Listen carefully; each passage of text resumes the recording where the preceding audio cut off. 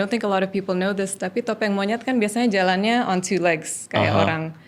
Tapi sebenarnya makaka itu jalannya on 4 legs. Dan untuk membuat mereka bisa jalan upright sebagai manusia, itu monyetnya diambil, dicekek pakai chain, supaya tidak bisa pakai tangannya lagi, dan lama-lama otot di tangannya itu akan melumpuh, hilang. So they lose the ability to use their front legs. So we have to retrain them.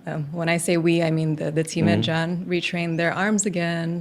Dan mereka ini bukan solitary animals. Mereka kalau in the wild, tinggalnya di pack, di groups. Social ya. Social, very social. Dan di groups itu bukan, kita nggak bisa buat sendiri, harus mereka sendiri yang pilih.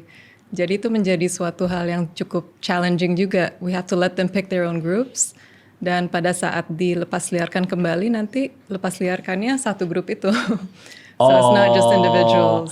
Paham, karena kalau misalnya kita ambil monyetnya, terus udah deh kita langsung lepas ke alam liar, they won't survive ya. They will not survive, dan more often than not pasti akan jadi konflik masyarakat itu, because they're gonna find di mana ada orang dan coba ambil makanan, and again they're wild animals, so they're quite aggressive when they're fully grown. Gitu. Wah baru tahu. Jadi segerombolan monyet yang disita ini justru rame-rame latihan bareng selama 2 tahun. Enggak, kita nggak bisa. Jadi diambilnya satu-satu. Nah, kenapa lama itu kita harus biarkan mereka sendiri yang decide di dalam grupnya mereka tuh siapa. Nanti akan terbentuk sendiri alfanya siapa, yang jadi bagian dari grup itu siapa, dan nggak semua monyet yang baru direscue akan diterima oleh grup ini gitu. So harus dicoba lagi dengan grup berikutnya.